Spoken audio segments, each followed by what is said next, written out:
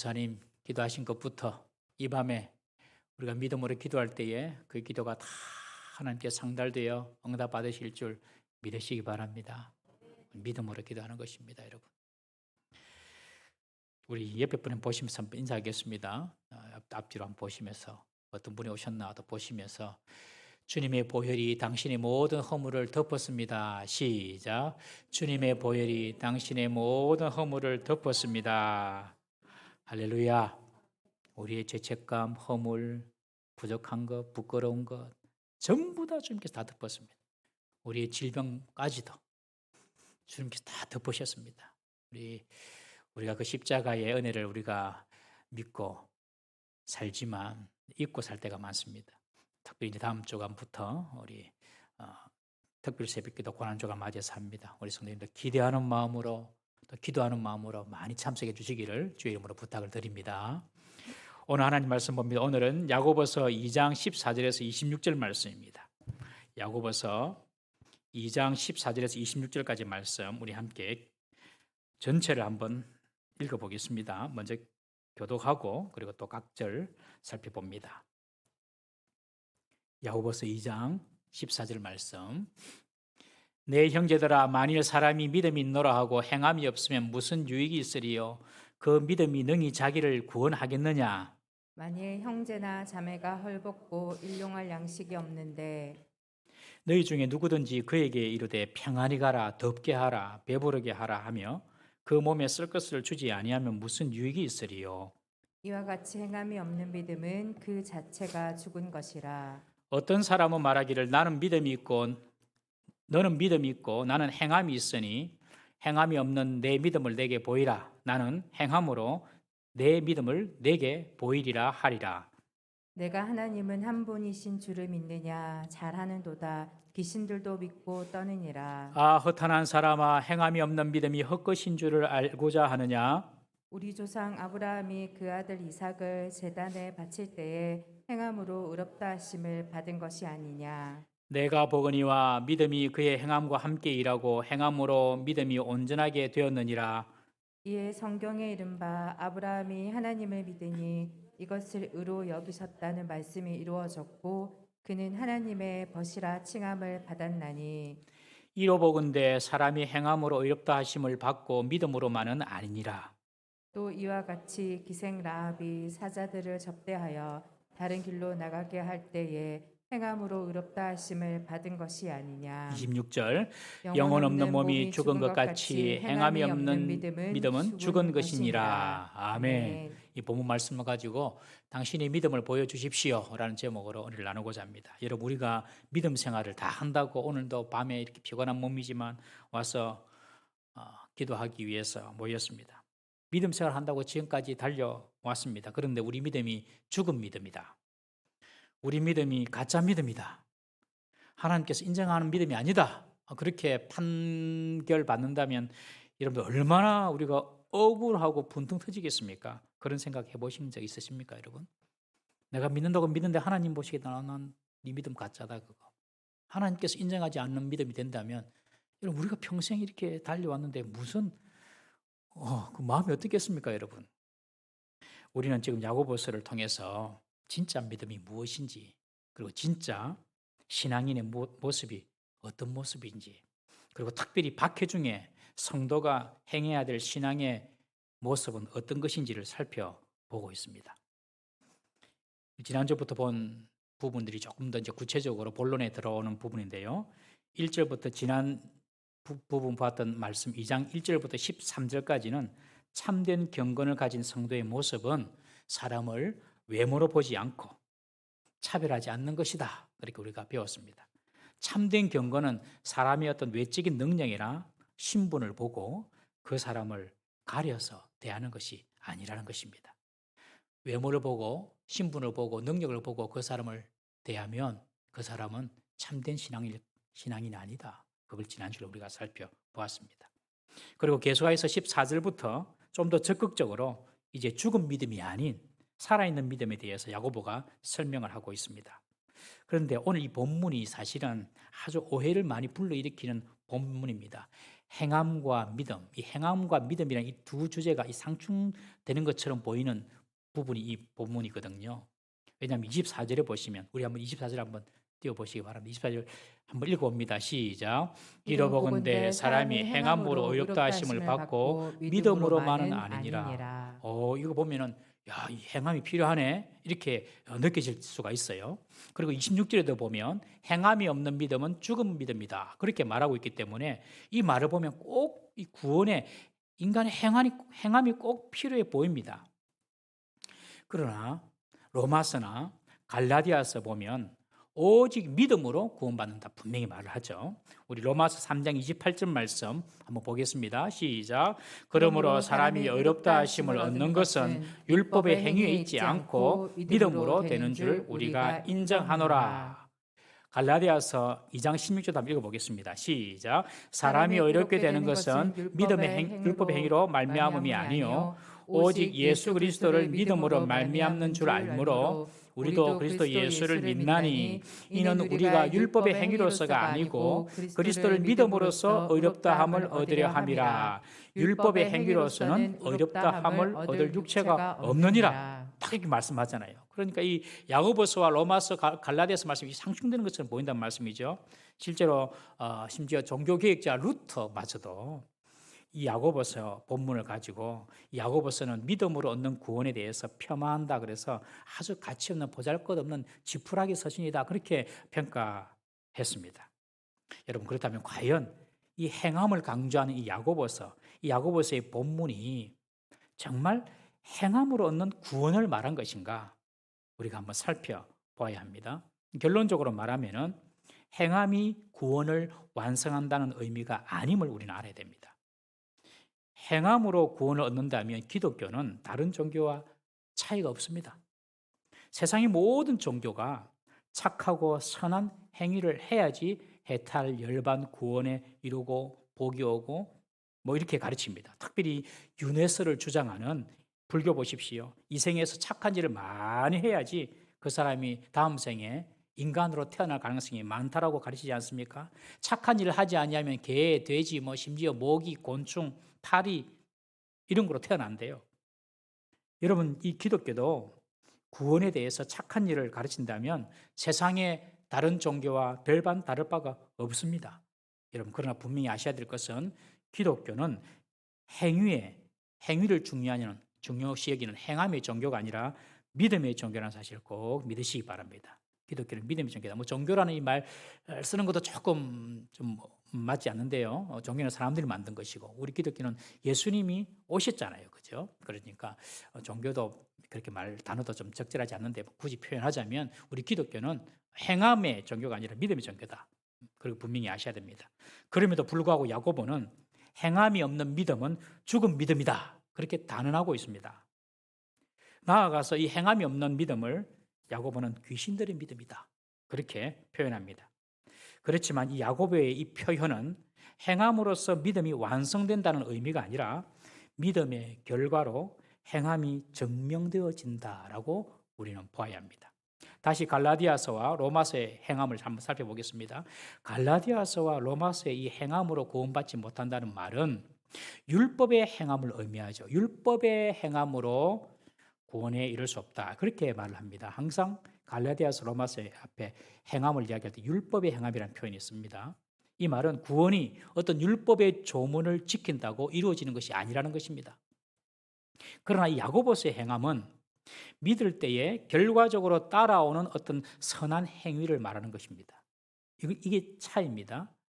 율법의 행함이냐, 율법의 행위냐, 어떤 선한 행실로서의 행함이냐, 이 두 개가 구분되어야 됩니다.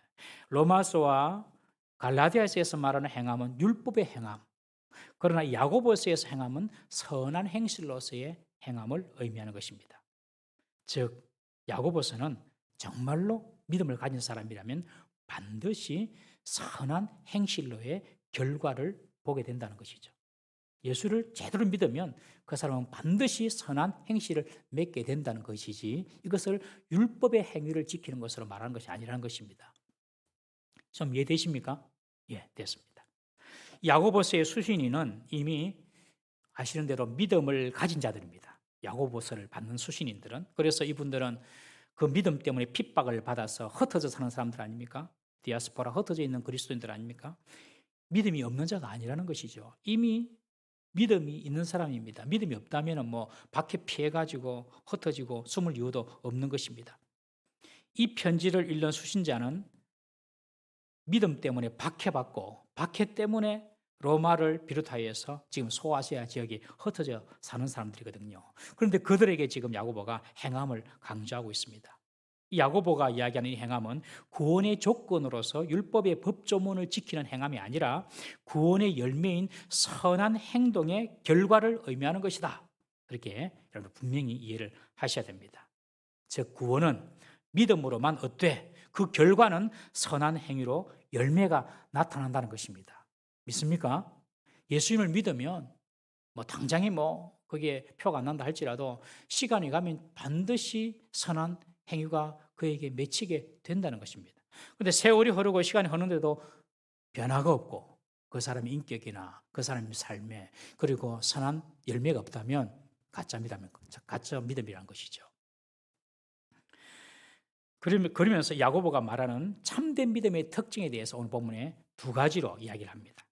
야고보가 말하는 참된 믿음의 특징, 그것은 무엇인가?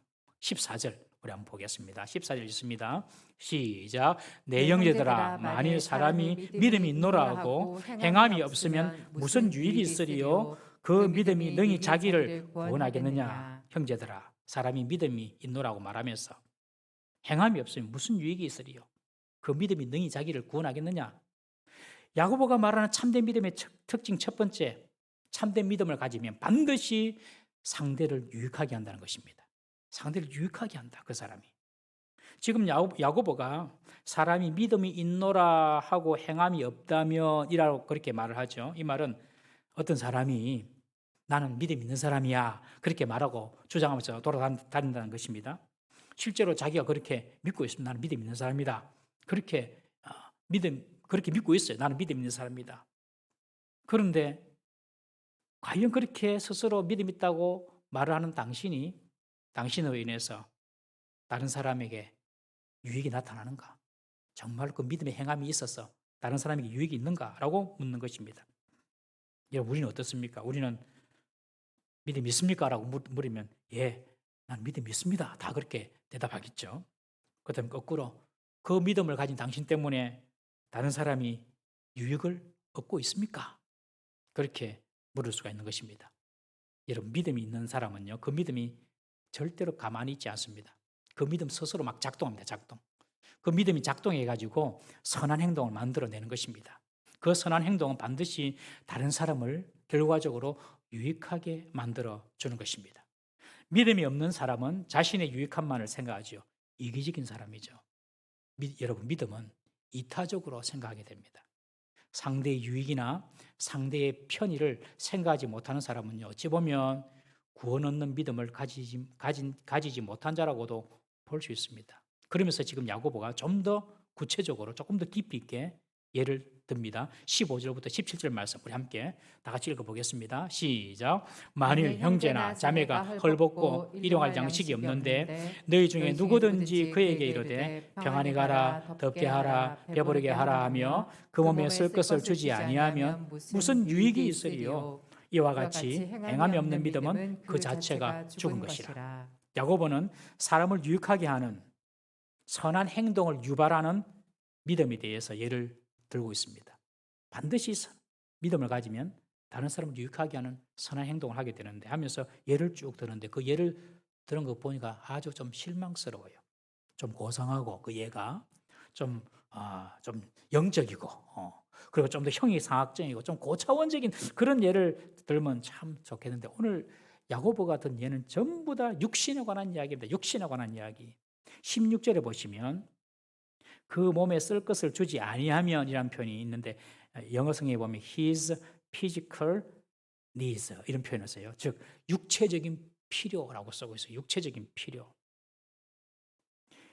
지금 야고보가 구원 얻는 진짜 믿음은 이런 것이야 라고 지금 이야기를 하는데 그 내용이 전부 다 육체적인 필요를 채워주지 않는 믿음은 구원 얻는 믿음이 아니야 라고 지금 이렇게 딱 단정해서 이야기하는 것입니다. 죽은 믿음이라는 것이죠. 좀 여러분 도전되지 않습니까, 여러분? 당시 야고보의 수신자들, 이 야고보서의 수신자들은 복음으로 인해서 박해를 피해 흩어진 자들이었습니다. 그들 중에는 박해를 피해서 막 흩어 다니는 사람들이기 때문에 일정한 직장이나 일자리 없을 수 있습니다. 그리고 수입도 일정하지 못한 사람이 많았을 것입니다. 그래서 경제적으로 가난한 사람이 많았다는 것이죠. 야고보는 이미 교회 안에서 불거진 부자와 가난한 자의 차별의 문제를 다룬 적 있지 않습니까? 우리 지난주에 봤지 않습니까? 부자 교인들이 가난한 교인들을 차별한 것입니다. 그러면서 그들의 필요를 도와주지도 않은 것입니다. 그러면서 자신들은 믿는 자다, 믿는 자다 그렇게 생각하고 산 것입니다. 그러면서 그런 필요가 보이는 사람이 있으면 말로 아주 그럴싸하게 응대를 해준 겁니다. 옷도 없고 먹을 양식도 없는데 평안히 가세요. 먹을 것이 없는데 뭐 좀 드시지요. 그러나 이런 덕담은 전혀 유익이 되지 못한다는 것입니다. 진정한 믿음, 진짜 구원 얻는 믿음을 가진 사람들은 형제의 육체적인 필요에 대해서 실제적인 도움을 주는 사람이다. 그것이 진짜 믿음 있는 사람이다 라고 지금 야고보는 이야기합니다. 우리 자신에게 한번 적용해 보면 우리는 흔히 인사하는 인사말로 식사하셨어요? 그렇게 말하잖아요. 식사하셨어요. 이 인사는 잘 아시다시피 과거 우리 보릿고개 시절에 우리나라의 가난한 시대적인 환경에서 나온 인사입니다. 워낙 먹을 것이 없으니까 그러니까 하는 말이 식사는 하셨습니까? 라고 묻는 그런 인사말이 됐죠. 그리고 또 하는 인사가 밤새 뭐 안녕하셨습니까? 밤 사이에 무슨 일이 벌어져가지고 6.25 때나 일제강점기 때 지나면서 사람들이 생명을 달리하는 사람들이 많으니까 밤새 안녕하셨습니까? 뭐 그런 인사가 나왔죠. 지금 우크라이나에서 아마 그런 인사가 있겠죠. 밤새 평안하셨습니까? 안녕하셨습니까? 정말 나빠요, 러시아는. 저는 뭐 정치적인 거 잘 모르지만 그렇지만 그 사람들 특별히 민간인 부차 지역에서 퇴각하면서 그 사람들을 민간인들을 그렇게 학살하는 것은 정말 제가 그 인터넷 뉴스를 보면서 막 속이 제가 부글부글 이 쫓겨난 제가 막 부글부글 하더라고요. 저는. 손 들고 가고 싶더라고요.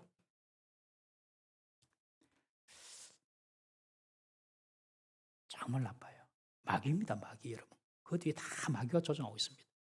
그렇지만 그 모든 이런 세상 상황들도 하나님의 주권 속에 있는 줄 여러분 믿으시기 바랍니다. 어쨌든 식사하셨습니까? 뭐 이런 인사하잖아요.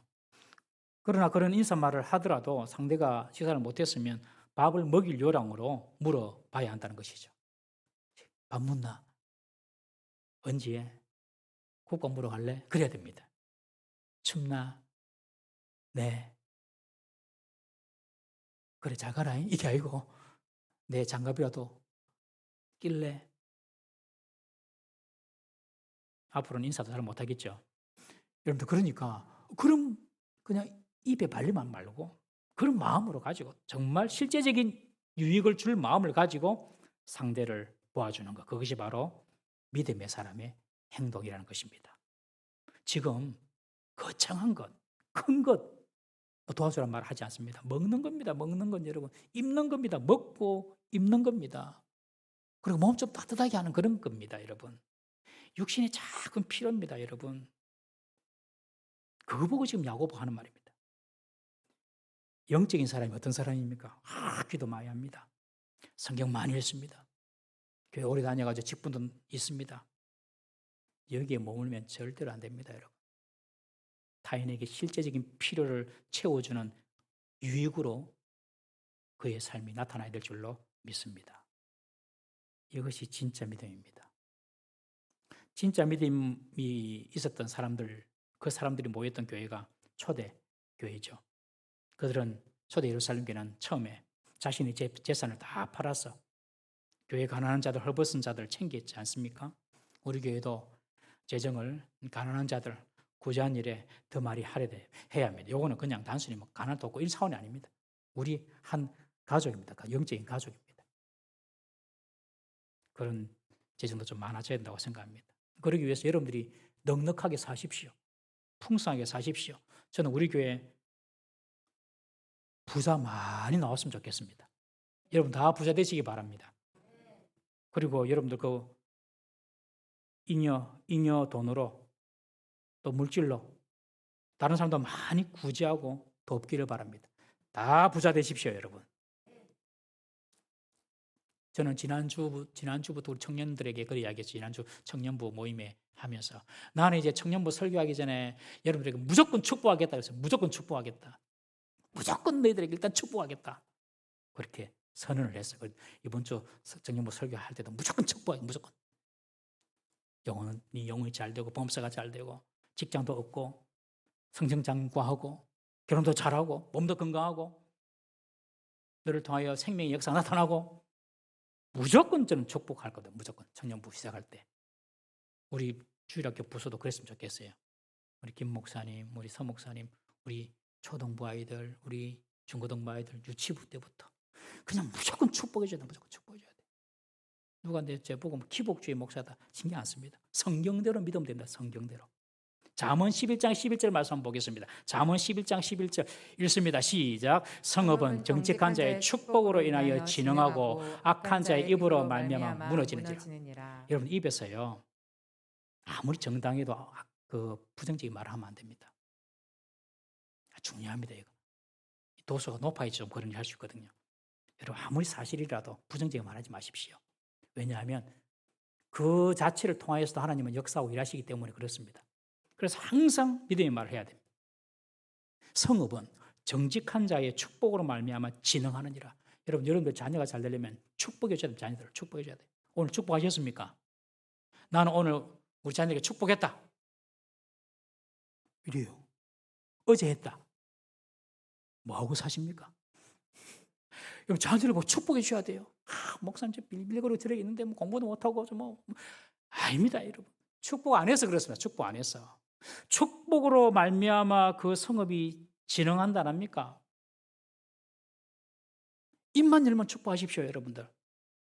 시편 109편 17절 18절 한번 읽어보겠습니다. 시작. 그가 저주하기를 좋아하더니 그것이 자기에게 임하고 축복하기를 기뻐하지 아니하더니 복이 그를 멀리 떠났으며 또 저주하기를 옷 입듯 하더니 저주가 물같이 그의 몸속으로 들어가며 기름같이 그의 뼛속으로 들어갔나이다. 여러분 남을 저주하고 남에 대해서 부정적인 말하면 먼저 자기 속에 다 옵니다. 여러분 하나님 말씀이잖아요. 저주를 하면은 축복이 떠나갑니다. 어떻게 거기에 거하겠습니까? 축복이.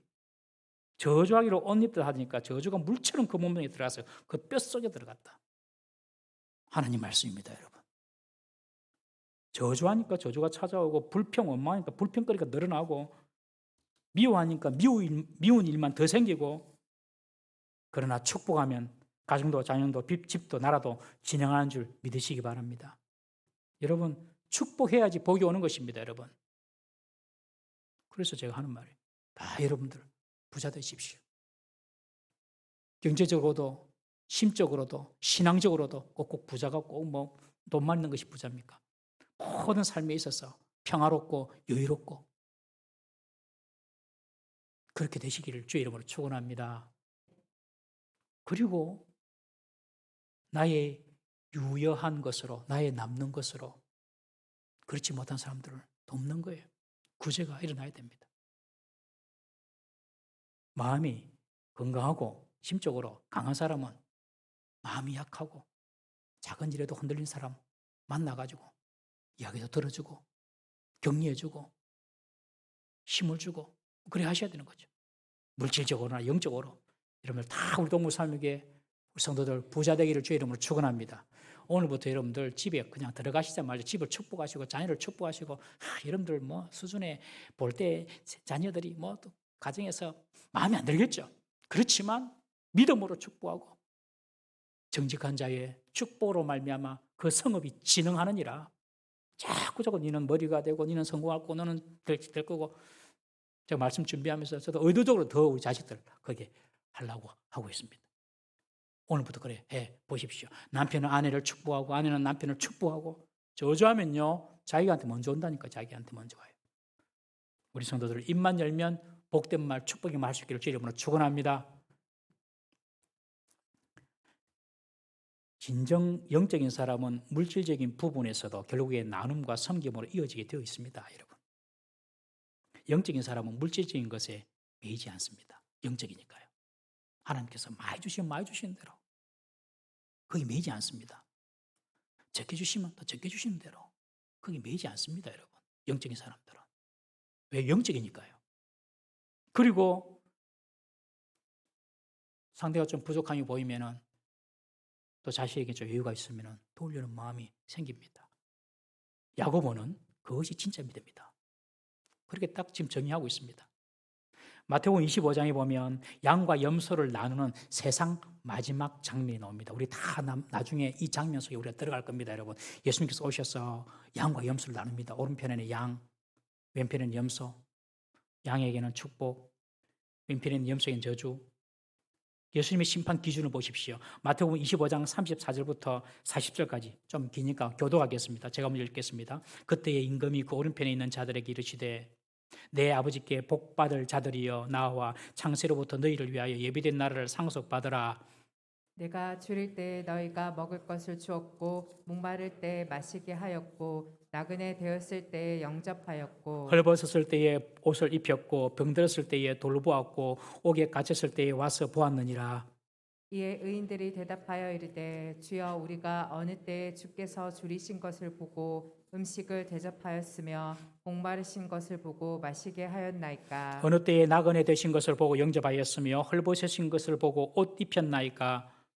어느 때에 병드신 것이나 옥에 갇히신 것을 보고 가서 배웠나이까 하리니. 40절 함께 있습니다. 임금이 대답하여 이르되 내가 진실로 너희에게 이르노니 너희가 여기 내 형제 중에 지극히 작은 자 하나에게 한 것이 곧 내게 한 것이니라. 보십시오. 양 오른편에 있는 양들에게 하는 말씀이에요. 너희들은 내가 헐벗었을 때에 줄였을 때에 옥에 있을 때에 다 나를 갖다 그렇게 공개했다. 우리가 언제 그랬습니까? 여기 있는 네 형제 중에 예수님의 형제입니다. 네 형제 중에 지극히 작은 자에게 한 것이 바로 내게 한 것이다. 내용을 보면 전부 다 물질적인 거예요.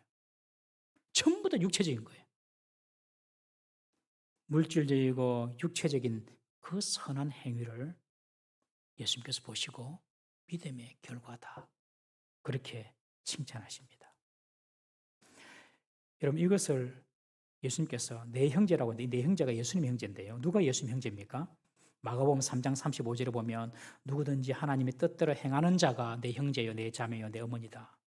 하나님 뜻대로 행하는 자가 내 형제다. 즉 예수 믿는 사람을 말합니다. 예수 믿는 사람. 예수 믿는 사람들의 필요를 예수 믿는 사람이 채워줄 때에 하나님께서 그것을 보시고 참 귀하다. 네 믿음이 진짜다 하면서 예수님 오른편에 두시는 겁니다. 우리가 믿음의 형제들에게 한 것이 바로 예수님께 한 것인 줄 믿으시기 바랍니다. 믿음의 사람은 반드시 이런 믿음의 형제의 필요 절대로 지나칠 수가 없습니다. 마음이 그냥 그렇게 허락을 안 합니다. 그게 진짜 믿음을 믿는 사람입니다. 나아가 우리 교회뿐만 아니라 정말 이 세계에 흩어져 있는 그런 믿음의 형제들을 우리가 도와야 돼요. 교회라면. 지금 북한에 있는 믿음의 형제들, 그들의 인권을 위해서 우리는 기도도 해야 되고 우크라이나 전쟁 때문에 힘들어하고 있는 믿음의 형제들이 있으면 그들을 위해서도 우리는 기도해야 될 줄로 믿습니다. 다음 주 우리 특별 새벽기도 때 헌금을 우크라이나와 산불 수재민들에게 보내려고 합니다. 많지는 않을 수도 있겠지만 그래도 최선을 다해서 그렇게 보내려고 합니다.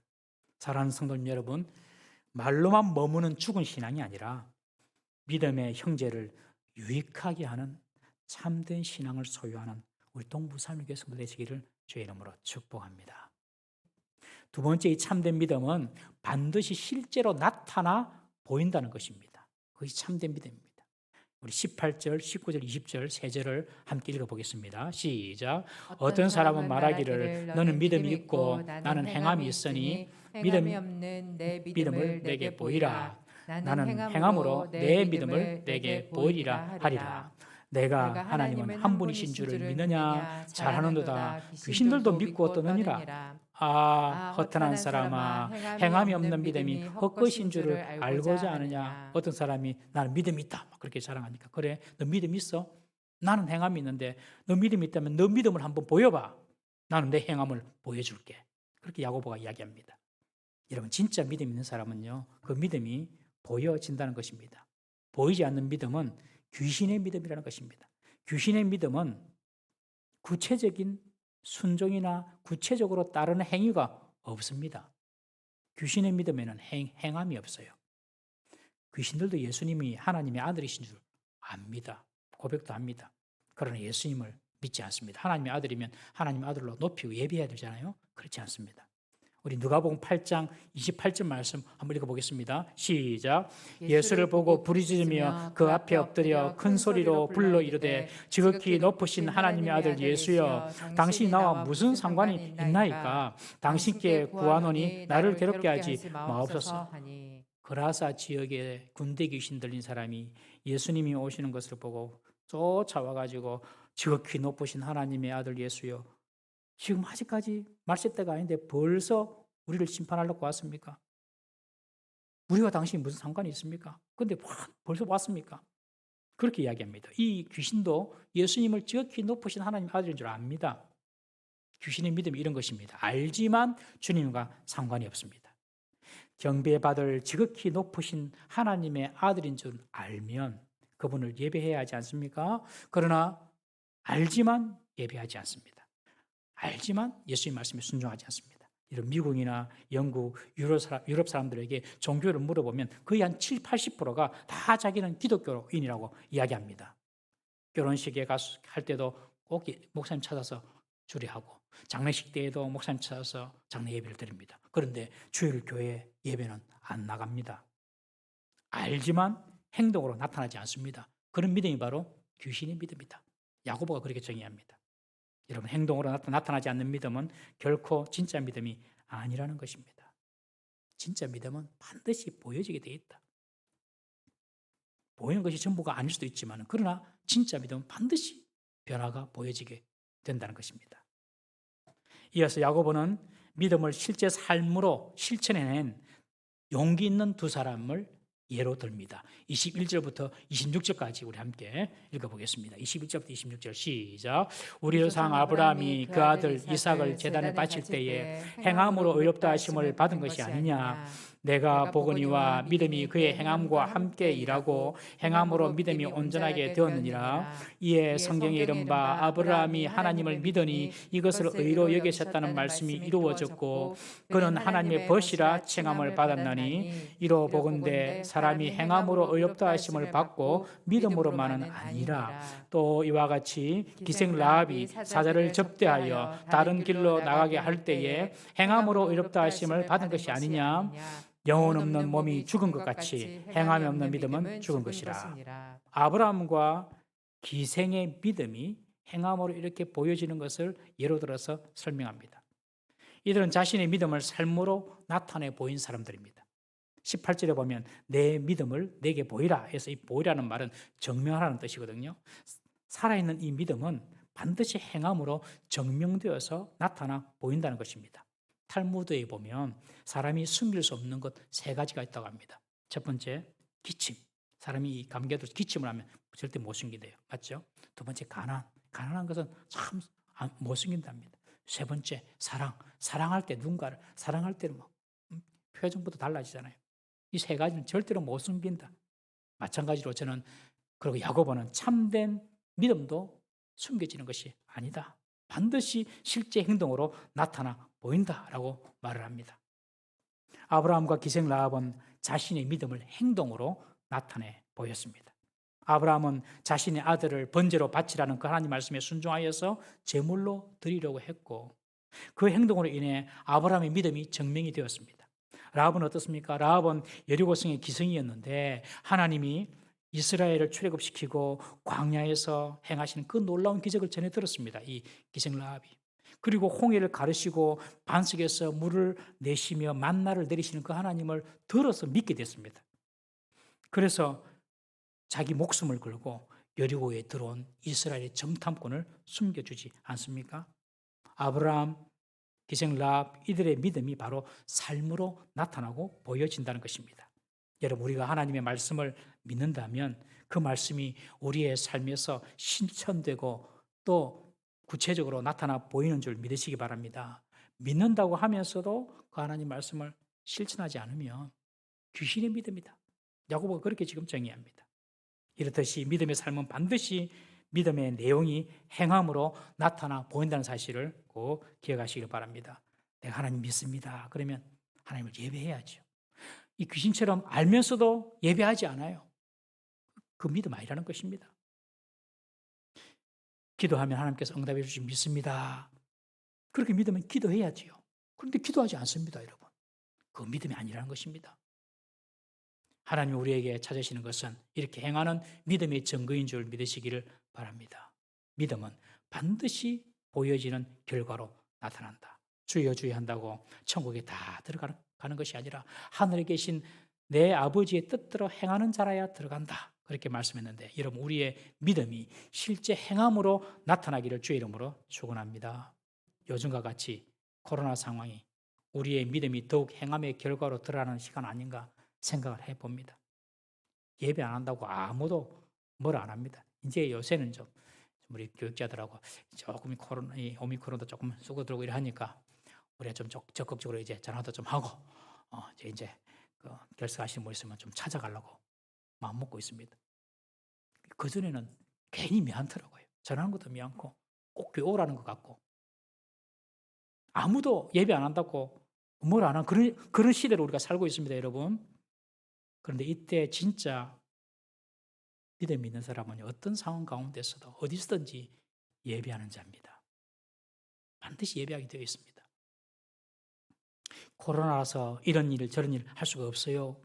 그렇게 말하는 것이 아니라 여러분, 코로나를 돌파하는 믿음의 역사 우리에게 나타나 보여야 될 줄로 믿습니다. 여러분, 코로나로 아무리 힘들고 어렵다 하더라도요, 하나님의 일은 제한받지 않음을 믿으십시오. 하나님은 코로나 중에서도 당신의 일을 쉬는 분이 아닙니다.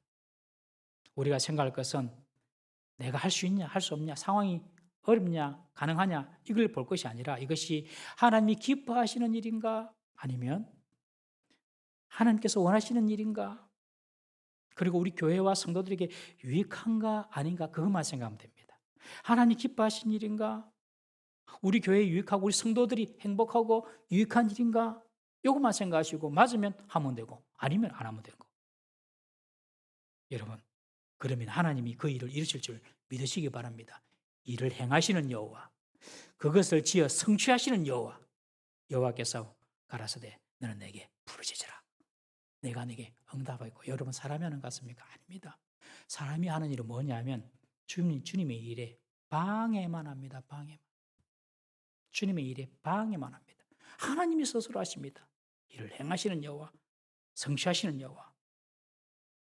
여러분, 하나님께서 원하시는 일, 하나님께서 기뻐하시는 일이라면 하나님이 이루실 줄 믿으시기를 바랍니다. 그것이 믿음의 세계입니다, 여러분. 믿음의 세계는 눈에 보이고 손에 잡히는 그런 세계가 아니죠. 저는 참 안타까운 것이 우리 교회 공간을 보면 참 안타까워요.